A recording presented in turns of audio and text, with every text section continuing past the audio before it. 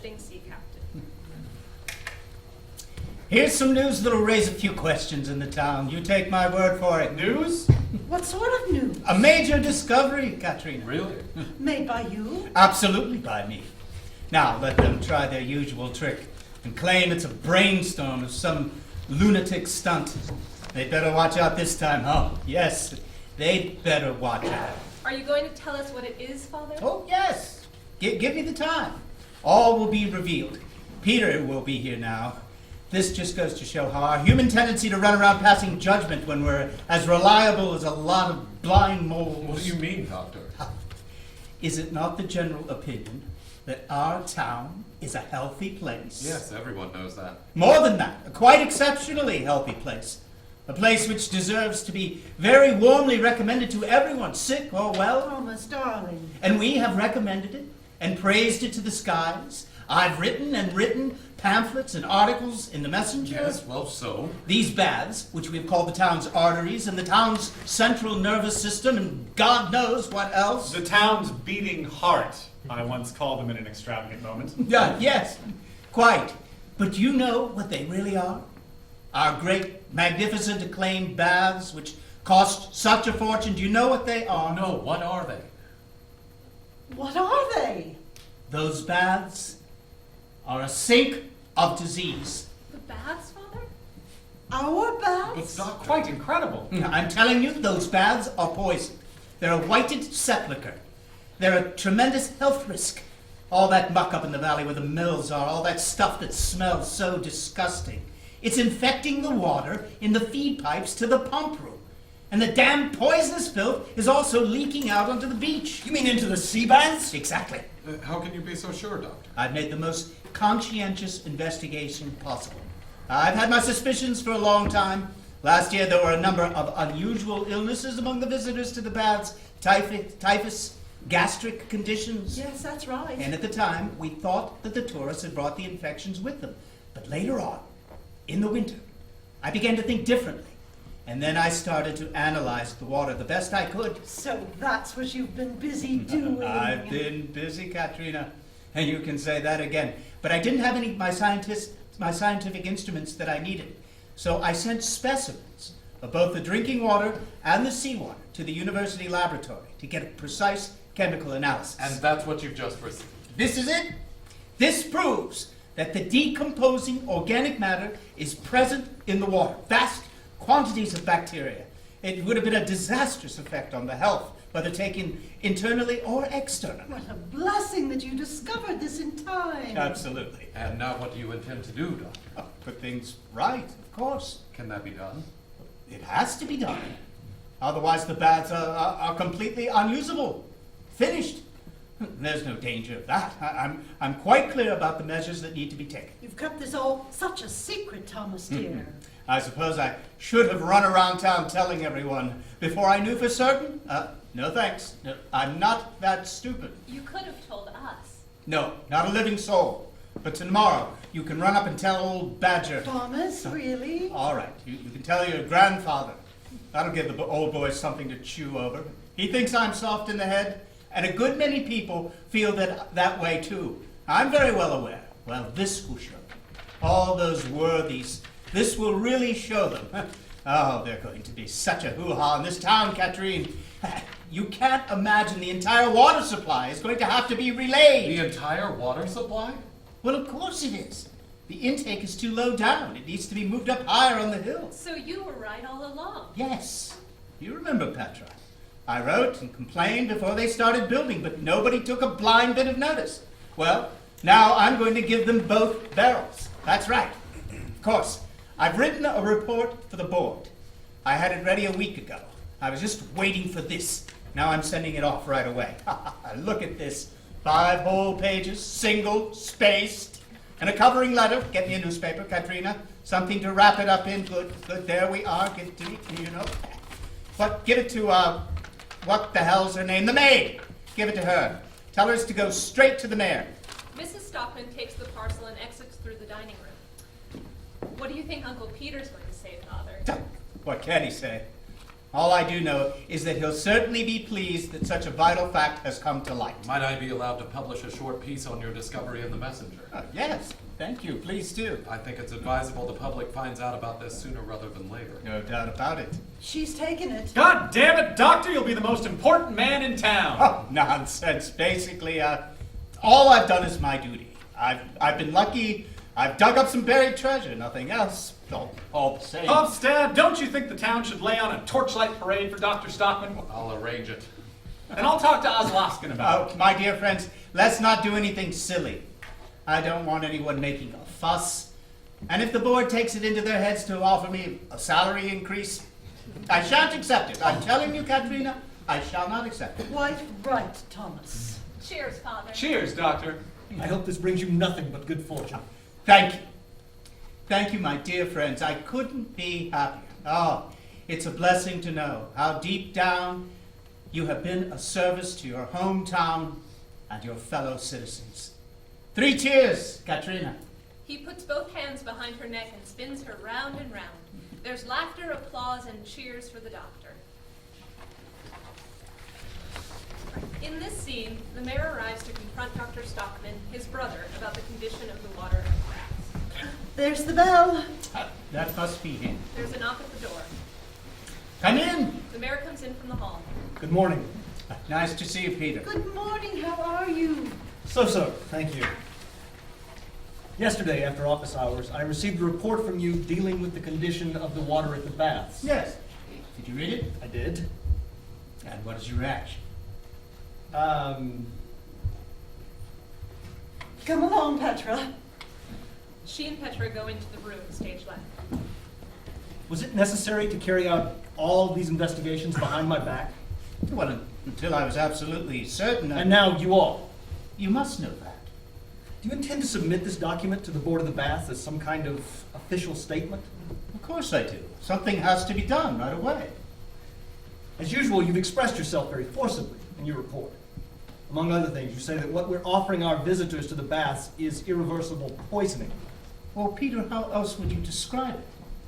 Think about it. Water that's poisonous, whether taken internally or externally, and it's for poor, sick people who are turning to us in good faith and paying us a fortune to restore their health.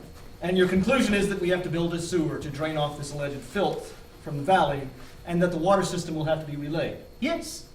Can you think of any other alternative? I can. This morning I paid a visit to the municipal engineer, and I put forward these proposals, half jokingly, for possible consideration sometime in the future. Sometime in the future. Needless to say, he smiled at my hypothetical extravagance. Have you taken the trouble to consider how much the alterations you suggested might cost? According to the estimates I've received, the expense would probably run to several 100,000 kroner. As much as that. Yes, and that's not the worst of it. The work would take at least 2 years. 2 years. Did you say for 2 full years? At least.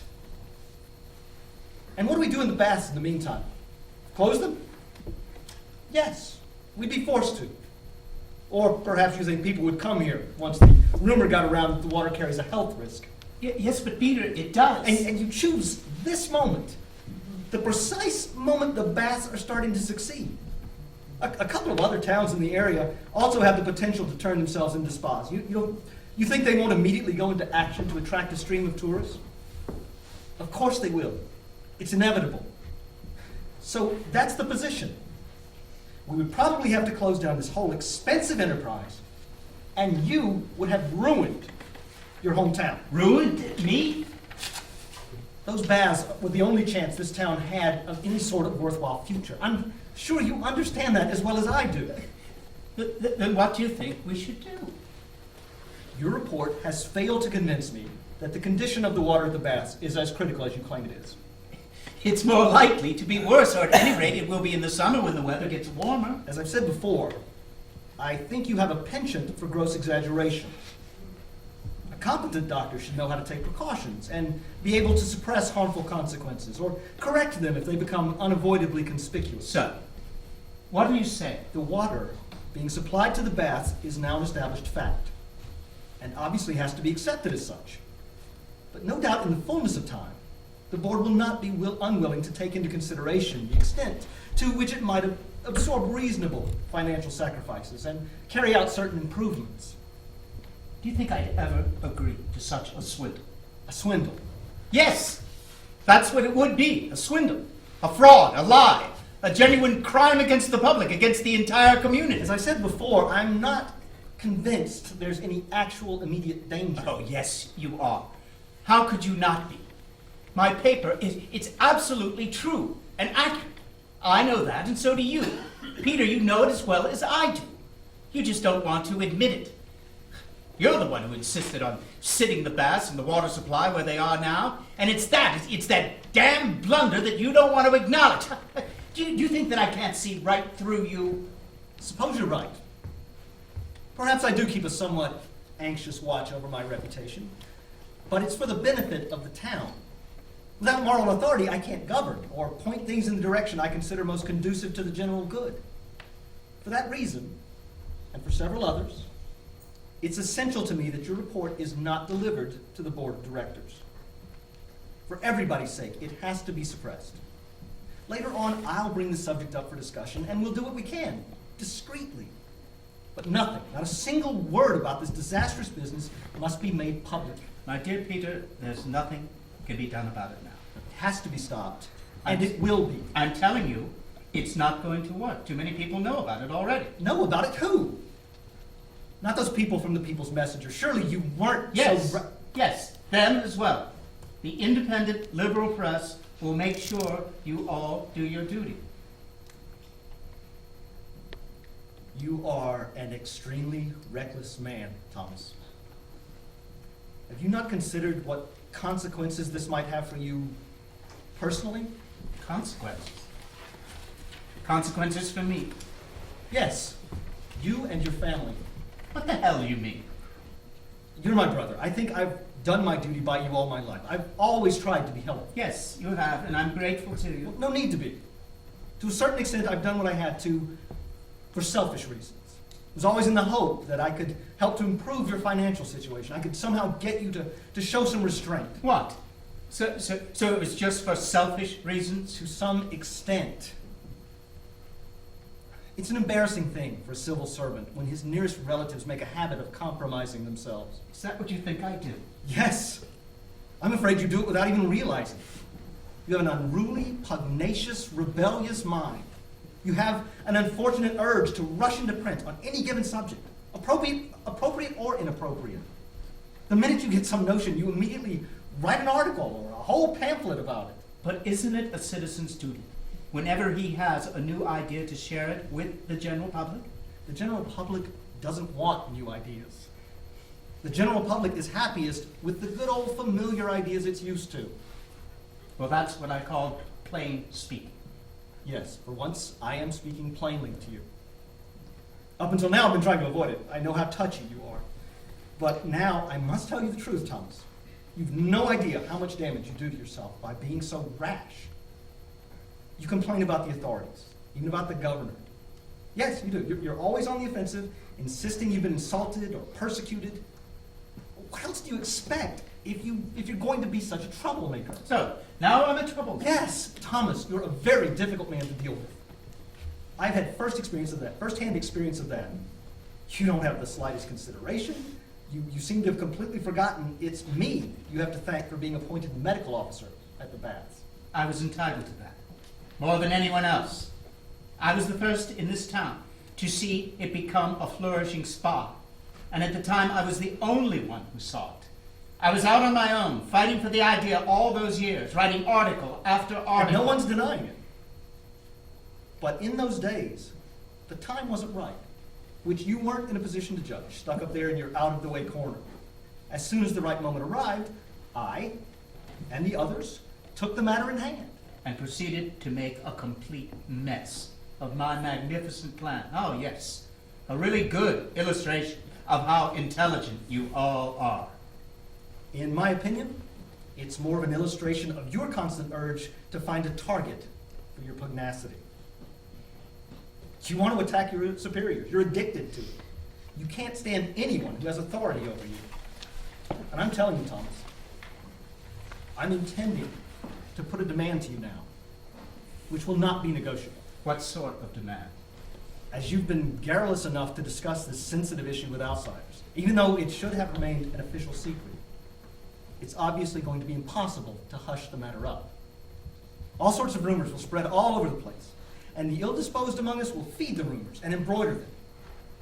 It's therefore going to be necessary for you to confront these rumors and publicly deny them.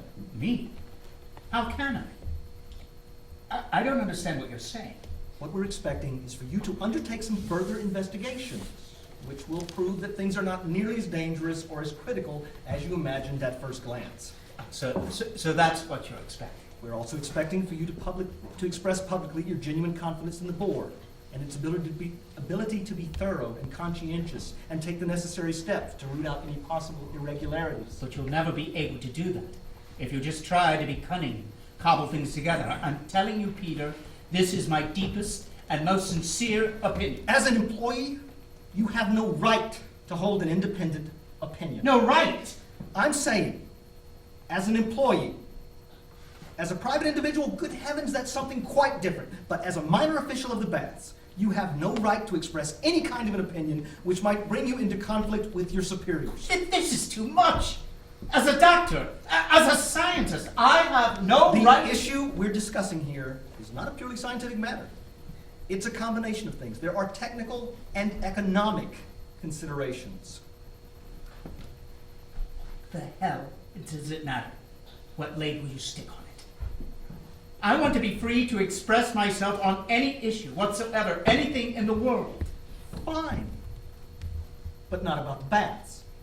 We forbid you to do that. You forbid me. You people. I forbid you to do that. I do, as your most senior superior. And when I forbid you to do something, you have no choice but to obey. Peter, if you were not my brother, I mean it.